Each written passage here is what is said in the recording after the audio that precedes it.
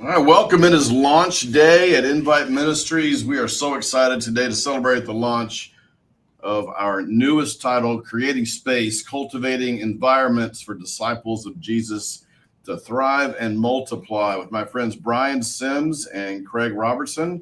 Gentlemen, welcome and congratulations on your new book. Thank you. Thank you very much. It's kind of exciting. You have a book in hand? Do you have one with you? All right, there it is. I got to show it off. It's a big moment. Launch day is a fun day. So talk to us about the book. Tell us about it. What's the book about? Well, we are excited about churches that and ministry groups that are really intentional about making disciples. And what we've recognized is that there is often a gap in a clear definition and picture of what a disciple is.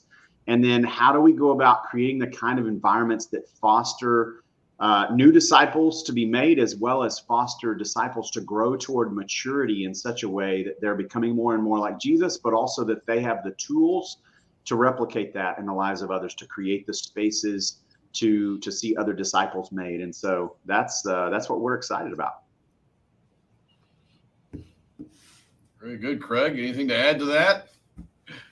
Our focus over the years has been environments, and one of the things that we've really appreciated in our work is finding when environments click, and this book really helps people with creating environments. I love the space angle, the environment. And we talked about this early on. In fact, we were kind of wondering about a title, and noticed how much emphasis you all put on environments and creating opportunities for people to learn more about it. I wanted to explore in this conversation a little bit about the idea of passionate spiritual disciples. Y'all use that word passionate a lot in your work, in your organization, in Spiritual Leadership Inc. Talk about that word passionate. What does that mean? Well, one of the phenomenon that we were up against as we were trying to help identify disciples in a local church setting that were true followers of Jesus, ones that were progressing along in their journey.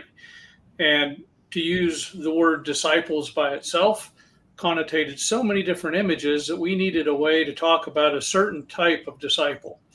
And so that's why we came up with the acronym Passionate Spiritual Disciples, PSDs. And we have found it to be very, very helpful in local settings to kind of set a picture, if you will, of what can be for the disciples in a church. Yeah, as I think about the language of passion, one of the things that we've also recognized is a lot of folks in the local church don't have a sense yet of what their gifts or calling might be. And one of our hopes is that people grow toward living out calling. And we think that passion is an indicator toward the kind of calling that people have, that typically people are passionate either about things they just simply are very excited about, or they're passionate about things they have a real burden for. And it's our assumption that many of those passions are things that God has planted in us, and that living out that passion toward a sense of calling is what we're hopeful for in the lives of disciples. This is not merely that we are learning stuff about being a disciple, but that we are actually participating with Jesus in the world, in the passions that God has given us. And we recognize that for certain personality types, passion shows up really exuberantly, like it does with me, kind of loud and in your face. And for others, passion shows up in a lot more subtle and quiet ways. And yet God has planted passion in every one of us. And it's often a catalyst to moving toward the kind of things that God has called us to.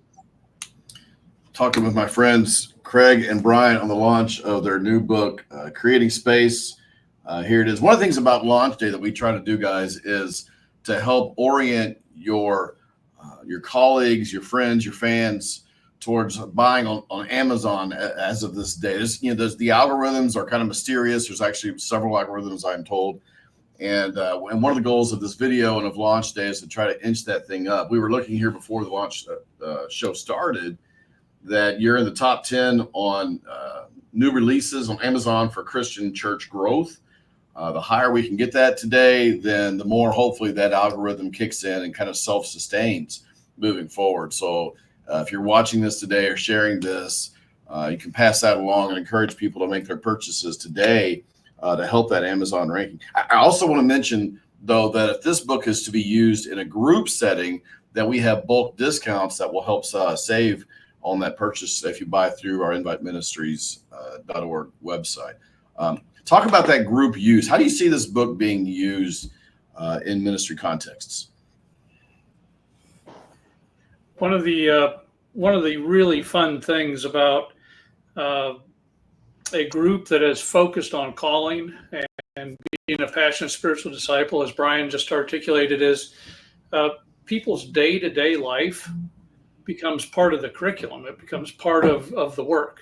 And we see eyes just light up when the scriptures, the sermons that they're experiencing each week, their actual walks actually are the theme of their discipleship.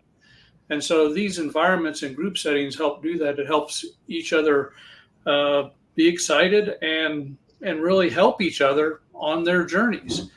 We originally saw this phenomenon with clergy, as we would bring clergy together and have environments where they could journey together. They could share their struggles and they could share their joys. And those environments just become magical. And that's what we're hoping for everybody. And so that's part of the reason for this being a great group tool. Well, and one of our, as we're hoping in local church contexts, as well as in homes and in as many different variety of opportunities as possible, to see people gathering to walk through this kind of stuff together is really critical in our minds. And one of the reasons is because our spiritual formation, the whole hope of us becoming more and more and more like Jesus, it demands that we do that together with others. That this is not an individual journey that we're taking. And so can we create the space that we can journey together and to be an encouragement for one another, but also sharpen one another? And one of the things that we make a point of in this book is that it's in these kind of environments where groups are walking through, whether formal or informal kinds of groups, walking through this kind of stuff together, that they have the opportunity to be accountable to one another, to growing spiritually, growing relationally, and growing missionally, where we're becoming more like Jesus, we're loving more like Jesus, and we're joining Jesus in mission in the world. And without one another, most of us don't make much progress toward that sort of stuff, even if we intend to. And so it's one of the hopes that we have with this particular book, but with folks joining together in groups to walk through this, is that it provides that context for encouragement and accountability and spurring one another on. Now, your organization, Spiritual Leadership Inc., it's primarily a coaching ministry. Is that correct? Is that a safe thing to say? It is a coaching ministry, but we would argue it's a spiritual leadership ministry. Okay. And we do a lot of coaching under that umbrella of spiritual leadership. So it's not just best practices, but it's really, again, creating environments where transformation is the norm. It is really trying to develop places where people can journey together. And it is really less about specific leadership and more about shared leadership. So it is not the traditional positional hierarchical leadership concept where we're trying to get best practices into people's hands. It really is a spiritual leadership journey that our folks guide. I love that, because you're distinguishing there between maybe what some people might be actually calling what, I hear that, what you just said, I hear that as consulting, not coaching. Right. So, best practices are about consulting. And that's not what you guys do. Is that fair? That's correct. That is correct. Almost every ministry that we work with, every group that we work with has a very unique context, but they all have a very consistent goal, and that goal being Jesus. And so that that allows for us to be able to adjust and adapt based on context, but have very solid principles and processes that move people towards those goals. Now, has in your practice, have people seen the book yet? Or, kind of what's been happening there so far? Well, we do have some folks that are utilizing the book. There were a handful of folks that got some pre-release copies to try it out with some of their people. And so we're excited about that, and getting some good feedback from people about especially just the practical nature of this, and that it's not designed to be heavily theoretical or theological, and yet to have deeply theological roots to it, but be about how do we live this out? How can I become more a deeper follower of Jesus, but also how do I create the spaces for others around me? And so our hope is that individual disciples can grow by utilizing this, but our hope is that they will partner together with others for encouragement and accountability. But for those who lead others in mission in some sort of way, whether in formal ways and on a church staff or church ministry, or informal ways, just as a conviction that I'm called to be a disciple maker, one of our hopes was that this would be a resource as well that could give some tools around, hey, how do we invite others into this kind of thing with us? And so we've got some local churches that are experimenting with some group studies around it. And but it's early in the game. We'll see how all that goes, but we're really excited. That is awesome. I'm glad you articulated that. I just randomly opened up to a chapter. So this is chapter 2, end of the chapter. I wanted to show this. So several questions for group discussion.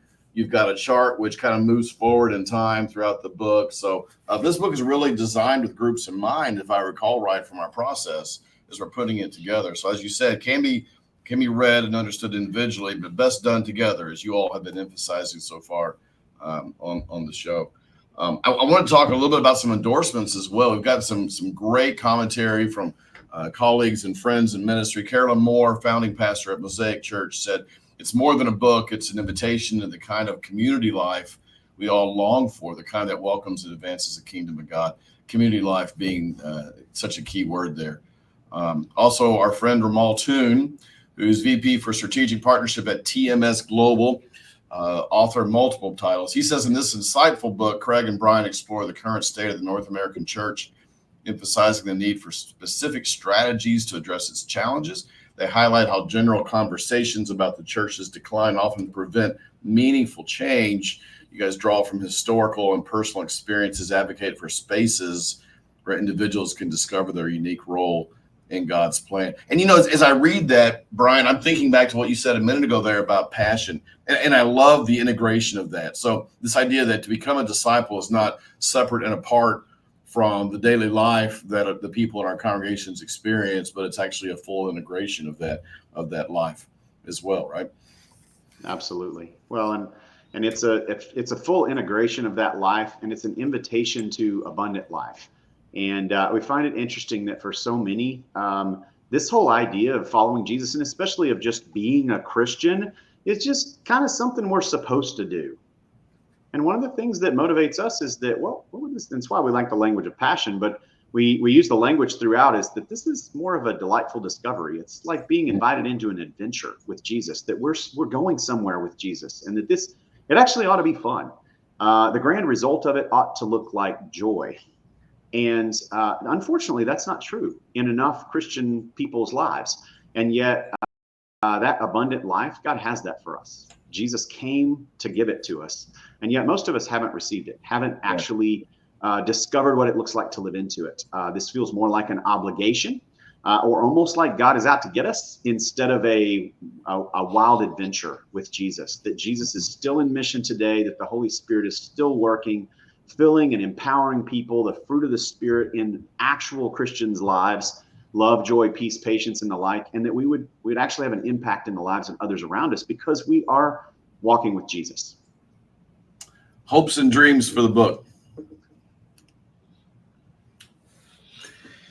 Well, there's a lot of hopes and dreams for the book, but in a nutshell, we're hoping that a whole bunch of people who either felt ill-equipped or in some way didn't feel empowered to create space in their life where this is normal will begin to do so. And we're going to see the depth of discipleship growing. And as people are on this adventure with each other, they're going to be there to support each other in the hard and the good. And it really, hopefully, will lead to a greater pool of mature Christians for the church and for the world. That's great. And I'll just follow on that. The picture we have is of a mature disciple, not merely somebody who kind of said once, I'll follow Jesus. And the hope for me, as Craig just articulated, is more and more and more of that, and that we would see that the impact, the fruit of that in the lives, in real families and real communities and real churches, in real neighborhoods, because people are becoming more and more and more like Jesus. It is an honor to work with you all on this book. I want to show it one more time. Here it is, Creating Space. Bryan, you've been here.